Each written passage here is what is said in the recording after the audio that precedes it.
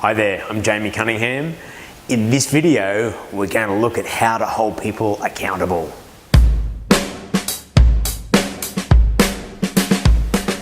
It's extremely common when working in this area of accountability with our clients that the feeling they have, and usually from past experience, is one of nervousness or mystery. Why won't people get stuff done? Or even a bit of fear around having those uncomfortable, potentially uncomfortable conversations. So what I'm going to share with you in this video gives you a framework that I'm going to say that once you've got that framework and you develop the skills, can actually make these conversations fun and something that you look forward to doing, because the premise of what you're doing is actually helping someone to grow and helping someone to become better. So that's what we're going to dive into. But before we do, I have a little disclaimer to make. The truth is you can't actually hold somebody accountable, because even if you want to yell and scream at somebody to get something done, which I don't advise, at the end of the day, they have to actually do it. They've got to move. You can't force them to do it. And the framework that we're working behind is really shifting from a force mentality to helping someone become powerful mentality, in terms of giving them the internal accountability and the internal drive to want to do the work and develop their own skill set to be able to execute better. That's really what we're aiming for. So with that, we've got 3 steps to dive into. Let's take a look at it. So the first thing that we have to have in place in order to be able to hold someone accountable effectively is we've got to have a somewhat healthy working relationship. Now, what I mean by that is the quality of your relationship with the person you're trying to hold accountable is going to be somewhere from awesome to downright toxic. And I'll start by saying, if it's downright toxic, then the other 2 things I'm going to share with you, they won't matter, because you just won't get it to work. But there's somewhere there where you reach that breaking point where it's, the relationship's okay through it being awesome, that you might have something to work with. And the things that underpin a healthy working relationship is, number 1, mutual respect, meaning you respect each other, and there's a level of care there. They care about the role in the business and hopefully you, and you care about them. If, plainly speaking, if you're an asshole of a boss, then, they may just not want to get stuff done just to get under your skin. You've got to be not necessarily massively likable, but there's got to be respect there for each other. So that's number 1.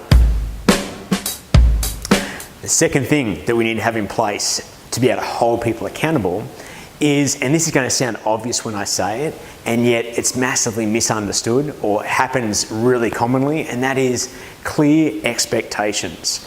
So whether it's, hey, can you take the garbage out next Tuesday, or I'm hiring you to deliver on these things, the clarity by which you communicate the expectations will make or break your ability, or someone's ability, to get the job done and your ability to hold them accountable.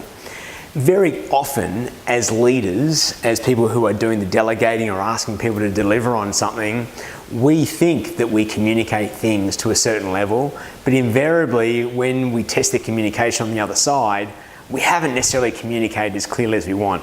And when I say we, I'm talking about you. So if we think we're perfect at the way we communicate, it's time to step back and really challenge that. And the easiest way to get this right is simply have things in writing.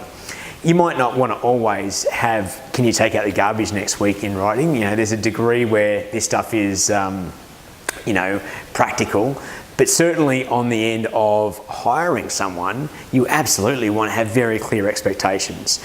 Now, we're not fans of job descriptions, which invariably are a massive, big, long to-do list of all the things that somebody has to do, but we are a fan of position contracts, which outline, the 3 to 7 things that specify the results that somebody has to produce in their role.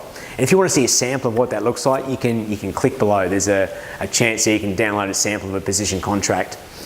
And with those expectations in the position contract, there's also a very clear definition of what success looks like against those expectations. So once we've got that in place and we've sat down, we've gone over it with someone, and we can be sure we've tested the understanding, we can now be sure that expectations are in place. The third and final element of holding someone accountable, now that we've got the healthy working relationship, we've got clear expectations, is having a system or a methodology of which you can sit down with someone and have a candid conversation around how things are going. It doesn't always have to be, or this is what typically happens, we wait until things are not working, and then finally you get so fed up, you finally pluck up the courage to say something. There's a lot of tension and anxiety around the conversation. Invariably, it doesn't go well. Instead of doing that, we get on the front foot and we be proactive, and we use a system called the Feedforward system, which is borrowed from Jack Welch. It's our system, we use his word. And it's a methodology by where you've got the expectations outlined, a chance for the individual and yourself to give a rating on performance, and you sit down and you have a simple discussion around how things are going, outline a couple of actions to move forward or improve the performance. And this can also serve if someone is on the downward slide of their performance and they're not turning things around, can also serve as evidence around lack of performance if you should need that down the track. Better, rather think about how someone needs to improve. And the more you get this culture, this rhythm around candid feedback, clear expectations, you start to set a feeling around this is the way we run things. We're continually raising the bar. We expect things of people. Everyone's got to step up and deliver on what they agreed they would deliver to. And that in itself, that culture in itself, starts to make the need to hold people accountable less required, because it's just the way things are done. But to start with, you've got to have those systems and the fundamentals in place in order to get that ball rolling. Again, you can download a copy of the Feedforward form below to get you started. So that's it, 3 things to be able to hold people accountable: a healthy relationship, the clear expectations, and a system or Feedforward system.